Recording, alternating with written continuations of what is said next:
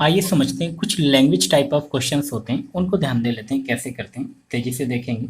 यदि किसी संख्या को 899 से भाग करते हैं तो 63 शेष बचता है, उसी संख्या को 29 से विभाजित करने पर शेष क्या बचेगा, ये क्वेश्चन है। तो देखना, अब हमें नहीं पता है कि 899 से भाग दे रहे हैं तो कितनी बार भाग गया है, नहीं पता है। हमने मान लिया x बार भाग गया है, तो आपको पता है कि क्या होता है, संख्या यानी भाजक बराबर, एक फार्मूला भी बताया था क्या, डिविडेंड इज इक्वल टू क्या होता है, divisor multiply by quotient plus क्या, रिमाइंडर। तो आप बताइए वो संख्या हमें पता करनी है, तो संख्या क्या होगी, पहले तो हम वो संख्या पता कर लें, तभी तो फिर हम उसे 29 से भाग देंगे। बात समझ रहे? तो संख्या क्या होगी भाई, डिवाइजर, भाजक कितना है 899, और कितनी बार भाग जा रहा है हमें नहीं पता, हमने मान लिया x बार भाग जा रहा है, तो 899 मल्टीप्लाई बाई एक्स, और प्लस रिमाइंडर कितना बच रहा है बेटा, 63।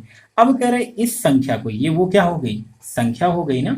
अब कह रहे हैं इस संख्या को किससे भाग दिया जाए, 29 से भाग दिया जाए, तो कह रहा है शेषफल क्या बचेगा, यही तो हमारा क्वेश्चन है ना। तो देखेंगे यहाँ पर कह रहे हैं 29 से अगर इसे भाग दें, तो आप मुझे बताइएगा, देखना कभी भी जब भी इस तरह के क्वेश्चन आपको मिलेंगे ना, तो इस बात को ध्यान देना कि जब भी कभी इस तरह क्वेश्चन मिलेंगे तो ये वाला जो नंबर होगा हमेशा ये इससे डिविजिबल दिया जाएगा आपको, अगर नहीं दिया जाएगा इसका मतलब वो क्वेश्चन गलत है। बात समझ आ रही ना, इस बात को हमेशा याद रखना कि ये वाला नंबर इससे कंप्लीटली डिवाइड हो रहा होगा। क्लियर है ना, तभी इस क्वेश्चन को सॉल्व किया जा सकता है, अदरवाइज नहीं। क्लियर। अब देखेंगे कि अब 29 से इसे डिवाइड करेंगे तो ये तो कंप्लीटली डिवाइड हो जाएगा, तो अब शेषफल क्या बचेगा, 63 बचेगा। तो अब आप यहाँ पर ये देख लें कि अगर ये 63 रिमाइंडर बचेगा तो ये तो पूरा पूरा डिवाइड हो रहा है, तो यहाँ पर रिमाइंडर क्या है, 0 और प्लस। अब हम 63 को डिवाइड कर रहे हैं 29 से, तो देख लें कितना रिमाइंडर बचेगा। तो अब 29 से 63 को डिवाइड करेंगे तो कितना भाई, सब्ट्रैक्ट करके देख लें कितना कम है, वही हमारा क्या होगा रिमाइंडर, तो 30, और यहाँ पर कितना 33 और 34 रिमाइंडर बच जाएगा। तो आंसर हमारा कितना आ जाएगा, 34। तो आपको इस तरह क्वेश्चन हमेशा क्या ध्यान देना है कि ये नंबर कंप्लीटली डिवाइड हो रहा होगा, तो आपको केवल किस पर कंसंट्रेट करना है, रिमाइंडर पर। यानी कि एग्जाम में आया होता क्वेश्चन तो आप सीधे क्या करते, 63 को 29 से डिवाइड करके देखते, और क्या हमारा वही आंसर हो जाता। क्लियर है ना, बस इतनी बात एग्जाम में हम लोग कर रहे होंगे। आई होप बात क्लियर होगी, क्योंकि मैं ये कह रहा हूँ ना, इस पॉइंट के याद रखना, ये हमेशा डिवाइड हो रहा होगा, नहीं डिवाइड हो रहा इसका मतलब है कि वो क्वेश्चन गलत है। ठीक है, तो ये बात समझ आ गई ना, ये केवल जब भी इस तरह क्वेश्चन है तो मैं फिर से रिपीट करूँ, रिमाइंडर को केवल कंसंट्रेट करेंगे। आइए नेक्स्ट क्वेश्चन देखते हैं। चलिए थोड़ी सी बात इसी क्वेश्चन में और कर लेते हैं क्या, इंपॉर्टेंट सी बात है, कई बार थोड़ा सा घुमा करके पूछ लिया जाता है तो बच्चे कंफ्यूज हो जाते हैं, उस बात को समझिएगा। अब इसी क्वेश्चन में आपसे ऐसा भी कह सकता है कि यदि किसी संख्या को 899 से भाग करते हैं तो 63 शेष बचता है, उसी संख्या को, अब उसी संख्या को ना कह करके आप बोलेगा क्या कि उस संख्या के दोगुने को। मैं जैसे कि अगर रफ करके यहाँ पर लिख भी दूं कि आप चाहे तो क्वेश्चन ये अलग से लिख लेना, तो 63 शेष बचता है उस संख्या के दोगुने, ये दोगुने लिखा है, ठीक है आप समझ गए होंगे, उस संख्या के दोगुने को 29 से विभाजित करने पर शेष क्या बचेगा। तो अब यहाँ पर ध्यान देना कि अब उस संख्या का दोगुना कह रहा है, जैसे कि यहाँ पर संख्या क्या थी, 899 मल्टीप्लाई बाई एक्स प्लस क्या 63 यही थी। अब इसके दोगुने की बात कर रहा है तो कंसेप्ट समझना अच्छे से, क्या इसका मतलब दो का दोनों मल्टीप्लाई करा दो, 899 multiply by x multiply by क्या 2, ये 29 डिवाइड और प्लस क्या 63 मल्टीप्लाई बाई क्या 2 अपॉन 29, ये 29 से डिवाइड होगा। अब बताइएगा ये तो पहले से ही डिवाइड था, अब इसे दुगना करें, तिगना करें, चार गुना करें, कोई बात नहीं, ये तो पूरा पूरा डिवाइड हो गई।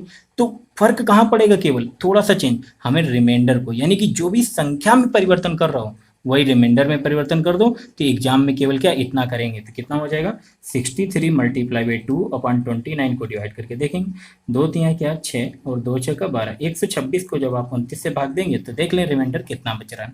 आई होप बात समझ आ गई ना, कि यहाँ पर कुछ भी कहते कि नहीं उसके वर्ग को, तो इसका वर्ग से मतलब नहीं है, इसके वर्ग से मतलब है, केवल रिमाइंडर के वर्ग से मतलब है। आई होप बात क्लियर होगी। नेक्स्ट टाइप का क्वेश्चन देखेंगे। आइए नेक्स्ट टाइप के क्वेश्चन देखते हैं क्या कह रहा है, ध्यान देना। किसी संख्या को लगातार 7 और 9 से भाग देने पर शेष क्रमशः 3 और 5 प्राप्त होते हैं, उसी संख्या को 15 से भाग दिया जाए तो कितना शेष बचेगा। इस तरह के क्वेश्चन कई बार एग्जाम से पूछे जाते हैं। ठीक है, अब यहाँ पर थोड़ा सा चेंज हो सकता है, मैं हर तरह क्वेश्चन नहीं कर रहा, एक एक क्वेश्चन उठा रहा हूँ ताकि कंसेप्ट आपके सारे क्लियर हो जाए कम से कम समय में। क्या कि अब यहाँ हो सकता है 7, 9 और 10 से भाग देने पर क्रमशः 3, 5 और 6 बचते हैं, ऐसा भी बोल सकता है, 3 संख्या बोल सकता है, 4 संख्या। मैंने 2 ले लिया, छोटा सा उदाहरण समझाने के लिए। अब यहाँ पर ध्यान देना, इस तरह के क्वेश्चन करने के लिए क्या करते हैं, इस तरह से एक छोटा सा कॉलम बना लेंगे तो आपको क्या होगा, थोड़ा सा आसानी हो जाएगी इस तरह के क्वेश्चन को सॉल्व करने में। ठीक है, एक छोटा सा बेसिक का कंसेप्ट उसको ध्यान दे लेंगे। क्या करना है आपको, क्या करना है, इस साइड में जो है भाजक लिख लेना है और इस साइड में जो है आपको शेषफल लिख लेना है। क्या करना है, यहाँ भाजक लिख लेना है और यहाँ पर क्या लिख लेना है, शेषफल लिख लेना है। जैसे कि किसी संख्या को लगातार 7 और 9 से भाग देने पर, यानी कि 7 से पहले भाग दे रहे हैं फिर 9 से भाग दे रहे हैं, तो क्या 3 और 5 शेष प्राप्त होते हैं, 3 और 5 शेष प्राप्त होते हैं लगातार। बात समझ आ रही है ना। अब देखना, इस तरह क्वेश्चन को तभी किया जा सकता है जब हम ये मान के चलें कि कम से कम एक बार तो अंतिम में, बिल्कुल अंत में कम से कम एक बार तो भाग गया ही होगा। जब हम ये मान के चलेंगे तभी इन क्वेश्चंस को हम कर सकते हैं। कैसे, हम मान लें कि जैसे कि 9 से भाग दिया, 5 शेषफल बच रहा है, हमने मान लिया कि कम से कम एक बार भाग दिया होगा गया हो। जैसे कि हम मान रहे हैं कि 9 से भाग दिया गया और यहाँ पर कोई नंबर रहा होगा और यहाँ पर कोई नंबर रहा होगा, सब्ट्रैक्ट करके यहाँ पर कितना आया होगा, 5 आया होगा। तो हम मान लें कि कम से कम कितनी बार भाग गया है, एक बार भाग गया है। अगर एक बार भाग गया है तो 9 कम 9, तो यहाँ पर कितना आया होगा बेटा, 9 आया होगा। अगर एक बार भाग गया है तो 9 आया होगा और 5 शेषफल बच रहा है, तो इसका मतलब है कि यहाँ पर क्या रहा होगा, 14 रहा होगा कि नहीं हो रहा होगा। तभी तो 14 में हमने 9 सब्ट्रैक्ट किया होगा तो 5 आया होगा, एटलीस्ट 1। तो बस यहाँ पर भी ऐसा ही कर लेते हैं। क्या करेंगे बेटा कि आप ये देखेंगे कि एक बार भाग गया, मैंने मान लिया कि जैसे कि 9 से हमने भाग दिया, एक बार भाग दिया, लगातार भाग देने वाले कंडीशंस में होता है ऐसा कि मैंने मान लिया एक बार भाग दिया, 5 शेषफल बच रहा है, तो यहाँ पर नंबर क्या रहा होगा, क्या 14 रहा होगा। किसी को कोई तकलीफ है, नहीं है ना। आई होप बात समझ आई होगी आपको। फिर आपको क्या करना है, फिर अब देखो ना, पीछे से जाते हैं उल्टा इस तरह से। अब आपको क्या करना है, अब ये क्या है, इस बात को ध्यान देना। अब हम लोग करेंगे क्या, यहाँ पर ध्यान देंगे कि अब ये जो है ये क्या मतलब कितने टाइम से भाग गया, भागफल ही तो 9 का एक बार भाग गया, ये भी भागफल है, यानी कि 14 बार भाग गया। जब इससे भाग दिया गया होगा तो 14 बार भाग गया होगा और 3 शेषफल बचा होगा। तो यहाँ पर नंबर क्या रहा होगा, फिर देखना 14 सत्ते 98 और 3 शेषफल बच रहा था, तो कितना हो जाएगा 100 क्या 1। बात समझ आई ना। तो यानी कि वो संख्या 101, बात समझ आ रही ना। तो 101 में भाग दिया गया सबसे पहले। तो कह रहे किसी संख्या को लगातार 7 और 9 से भाग दें, लगातार पहले हम 101 को 7 से भाग दे रहे हैं, फिर जितना लगातार भाग देने का मतलब वही मासा वाली कंडीशन की, फिर जितने टाइम्स भाग गया फिर दूसरे से उससे भाग देते हैं। बात समझ आएगी ना। तो वो संख्या हमारी क्या होगी 101। कह रहा है आपसे क्वेश्चन में कि उसी संख्या को 15 से भाग दिया जाए तो शेष कितना बचेगा। ये वही संख्या है, संख्या यहाँ पर निकल के आती, यानी कि अब कह रहा है 101 को अगर हम 15 से भाग दें तो शेषफल क्या बचेगा। तो आपको बताएं कितना हो जाएगा, 15 छक्के 90, तो ये कितना हो जाएगा 11। तो रिमाइंडर कितना बच जाएगा 11। आई होप बात क्लियर होगी। नेक्स्ट क्वेश्चन देखेंगे प्लीज। आइए इस तरह के क्वेश्चन देखते हैं। आपके स्क्रीन में सामने क्वेश्चन होगा, पढ़ेंगे और उसको ट्राई करेंगे। एक संख्या को क्रम से 5, 7 और 8 से विभाजित करने पर क्रमशः 2, 3 और 4 शेष बचता है। यदि भाग देने का क्रम उलट दिया जाए तो क्या शेष बचेंगे। देखना यहाँ पर थोड़ा सा लैंग्वेज मैंने टिपिकल ले लिया, क्या कि भाग देने का क्रम उलट दिया जाए। इसे ऐसे भी बोल सकता था कि यदि भाग अब दूसरी संख्याओं से दिया जाए, ऐसा कह देता यदि अब भाग किससे किया जाए। देखना पहले किससे भाग दे रहे थे हम लोग 5, 7 और 8 से। अब उलट देने का मतलब क्या, अब पहले 8 से भाग देंगे, फिर 7 से, फिर क्या 5 से। ये बात आपसे कह रहे हैं, भाग देने का क्रम उलट दिया जाए तो शेषफल क्या बचेंगे। ये चीज सेम क्वेश्चन है, पहले तो वही समझेंगे क्या। अब देखना 3 वाला है तो क्या समझेंगे कि ऐसे ही आप एक कलम बना लेंगे। क्या है 5, 7 और 8 से विभाजित करने पर, 5, 7 और 8 से विभाजित करने पर, ठीक है। शेषफल क्रम से क्या बचते हैं 2, 3 और क्या 4 शेषफल बचते हैं। तो ऐसे कंडीशन में मैंने आपसे क्या बोला कि आप पहले मान लें कि कम से कम एक बार भाग गया होगा। तो एक बार अगर भाग गया होगा तो कितना 8 एकम 8, 4 12, यहाँ पर कितना रहा होगा 12 रहा होगा। फिर ये क्या होता है, भागफल होता है। तो 12, अब इससे 12 बार भाग गया होगा, 3 शेषफल बचा होगा। तो 12 सत्ते 84 और 3 कितना हो जाएगा बेटा, 87 हो जाएगा।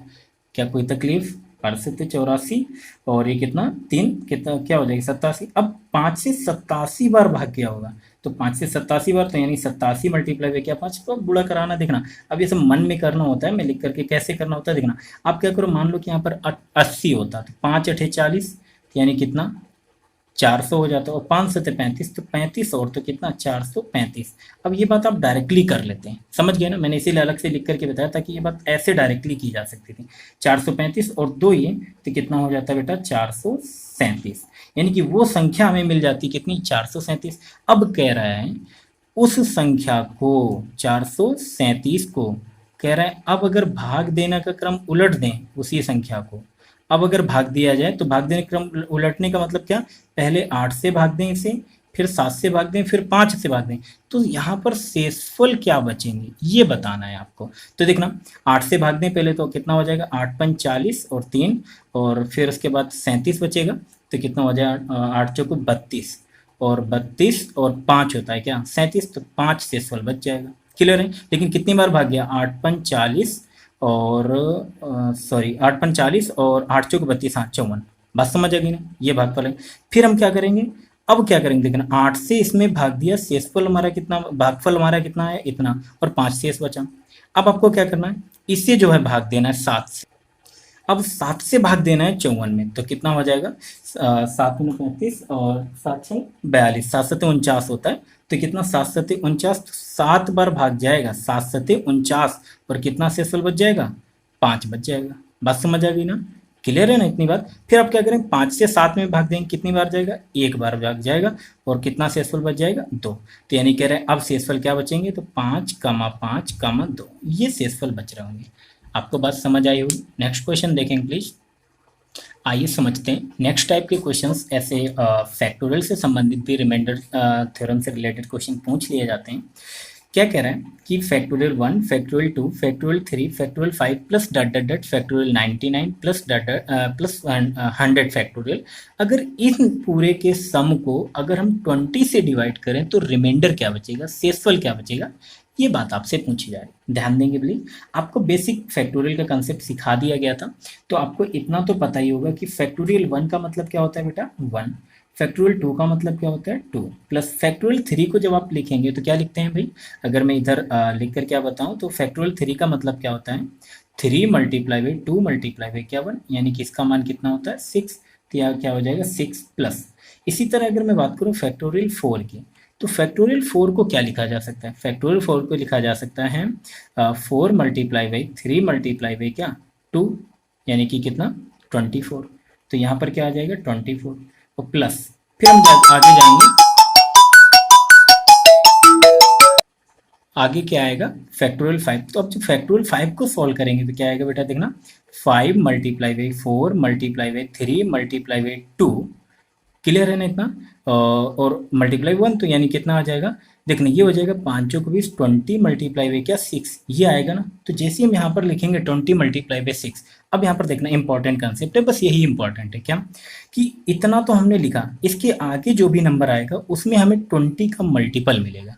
अब इसके बाद देखना यहाँ पर जब फैक्टोरियल 6 निकालेंगे तो क्या होगा बेटा, कि 6 मल्टीप्लाई बाई 5 मल्टीप्लाई 4, अब आगे जो भी आएंगे जितना भी 100 फैक्टोरियल तक, उनमें 5 मल्टीप्लाई बाई 4 तो मिलेगा ही मिलेगा, यानी कि इसके आगे जितने भी नंबर होंगे सब 20 से डिवाइड होंगे, उनमें तो कोई शेषफल बचेगा नहीं, तो हमें मतलब केवल किससे, इतने से। क्या ये बात समझ आ गई ना, तो इसको हम 20 से डिवाइड करेंगे, ऐड कर लेंगे, कितना हो जाएगा बेटा, ये हो गया कितना 24 6 कितना होता है 30, और 30 3 क्या बेटा 33, तो 33 को जब आप 20 से भाग देंगे तो शेषफल कितना आ जाएगा 13।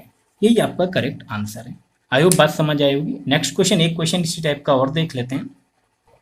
अब देखना अगर इस तरह का क्वेश्चन होता है, क्या क्वेश्चन सेम है, अब हम उसे डिवाइड केवल किससे कर रहे हैं 12 से, तो अब आप मुझे बताइएगा कि अब आपको पता है कि 12 से जब डिवाइड करेंगे तो ये तो 1 हो जाएगा, प्लस ये क्या होगा बेटा 2, ये क्या हो जाएगा 6, 3 नहीं है, 3 2 जा 6, बात समझ आ रही है 6। अब जब आगे बढ़ेंगे आप ना बेटा तो क्या होगा ये 4, तो यहाँ पर हमें 12 का मल्टीपल मिलेगा। अब ये 12 का मल्टीपल तो अब हर जगह आगे आने वाले सभी नंबर्स में मिलेगा, यानी कि अब यहाँ से डिविजिबल हो जाएगा पूरा नंबर। तो हमें केवल इतने स्टेप की जरूरत पड़ेगी, यानी कि इतने को केवल हम 12 से भाग दें, क्योंकि आगे आने वाले सारे नंबर्स क्या होंगे 12 से भाग जा रहा होगा, जिनमें कि शेषफल कितना बच रहा होगा 0। क्लियर है ना। ठीक, तो इसको देख लें 6 2 8 1 9, 9 को अगर आप 12 से भाग देंगे तो आपको पता है कितना शेषफल बच जाएगा, 9 ही शेषफल बच जाएगा। यही आपका आंसर होगा। तो आपको मैंने रिमाइंडर थ्योरम कंप्लीट कर दिया है। तो प्लीज़ याद रखिएगा, हमने पूरा ईमानदारी से प्रयास किया है कि आपको एक एक बात क्लियर करें कम से कम समय में।